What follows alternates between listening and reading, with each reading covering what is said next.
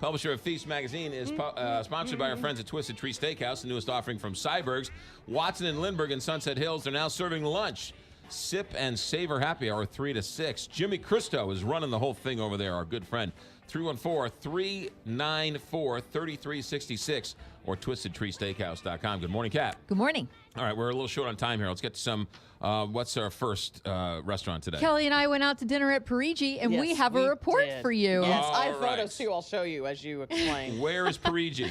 Parigi is 8025 Bonham in beautiful downtown Clayton, and it is one of Ben Paremba's restaurants. He also owns Elia and Olio, Nixta, and also La Patisserie Chouquette. And so he really is he owns extremely high quality restaurants, and Parigi specifically is focused on Italian and French cuisine. And so we had a chance to go. They have a new kind of like late spring menu out. So we had a chance to meet up last night and chit chat and have girl time. And yep. And so we started off with some arancini. What'd you think of the arancini? I thought it was great. Here's a picture of it from McGraw. I liked it. It was crunchy on the outside and creamy on the inside. Oh, you could do that. Oh, that's good. Yeah, very good. It was so the arancini is made of risotto. It's like deep fried risotto balls. Risotto, of course, being made of rice, and the risotto itself was very simple. It was just it just had a really great kind of Parmesan Reggiano flavor to it. It was real simple and really rich. And then the exterior was almost like sticky because like it kind of caramelized on the outside. It was really tasty. I thought it was good. It was delish. And then you had the carpaccio, which is extremely classic. And the food at Parigi is classic. And it's meant to be kind of, you're not going to go there for fusion this and anything. You want something solid and classic. And so tell them about the carpaccio. I thought it was great. It had a great flavor, thinly sliced. What is carpaccio? And raw, thinly sliced beef. Oh. Very thinly sliced. It had capers and probably arugula, kind of have a little peppery taste to that. And some celery, I think. And celery, and then a little shaving of cheese. Probably Parmesan. I think Parmesan. it was pecorino. Pecorino, okay. And it was delicious. Yeah, it was good.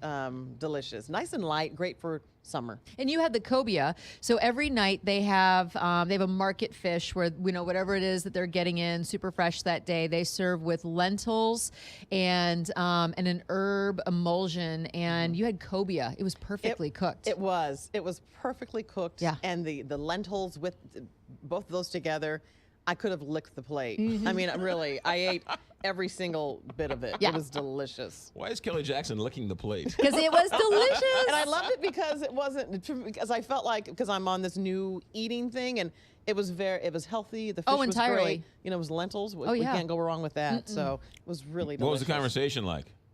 We talked about everything. Oh, I bet you did talk about everything. We did. And I had the spaghetti with seafood, and I also had a pear and endive salad with gorgonzola. Really just nice and light and fresh. It was great. All right, a little power dinner at Parigi. Oh, that's right.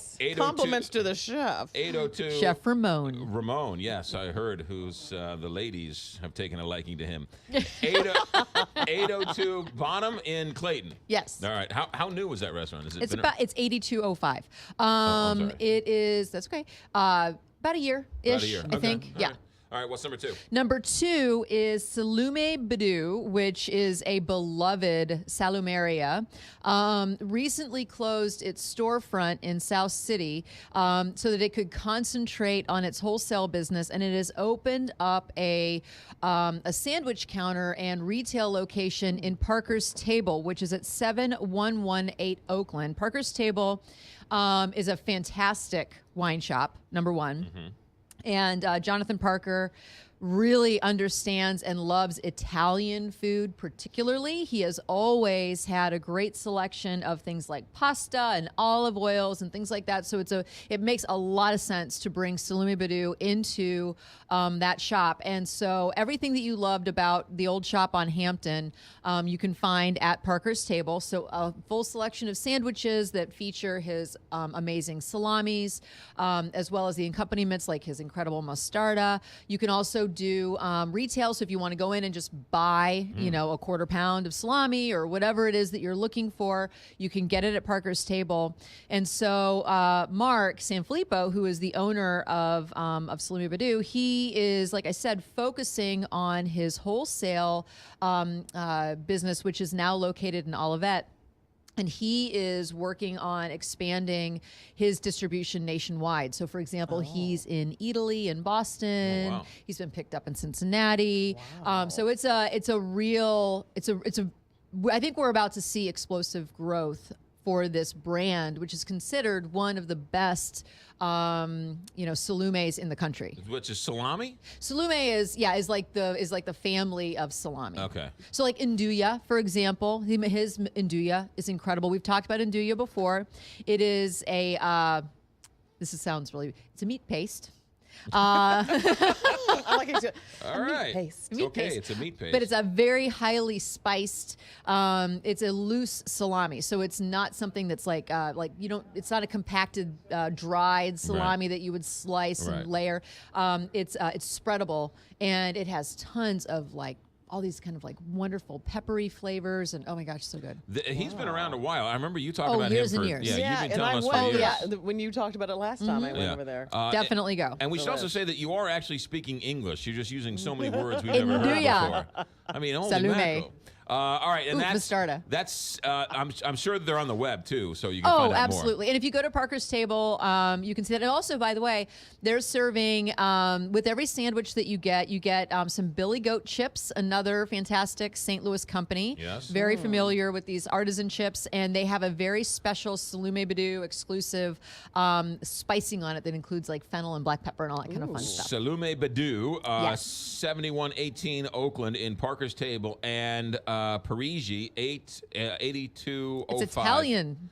A celebration of Italian food. There today. you go. 8205 Bonham in Clayton Road. Yeah. You have the newest version of Feast magazine, hot off the presses? Yes, Team Feast put out an amazing issue focused on innovation in farming. So the cover is this really cute, handsome little sprout, and what we're doing is we're really talking about how people are building innovative and sustainable ways to grow food across the entire region. Everything from local distillers bringing back heritage breeds of corn to make whiskeys that taste like they did before hybridized corn were introduced. Because most whiskeys are made from field corn or whatever, regular old, yellow number 2 corn.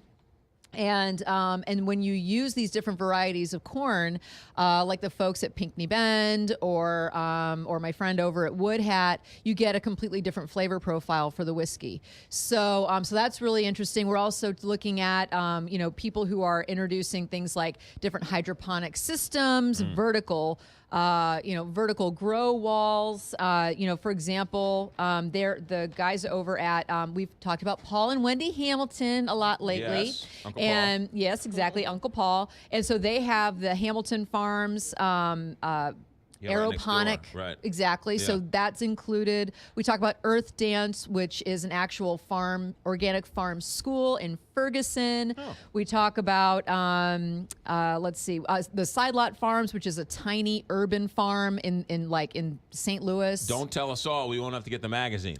There's a ton of content in here. Feast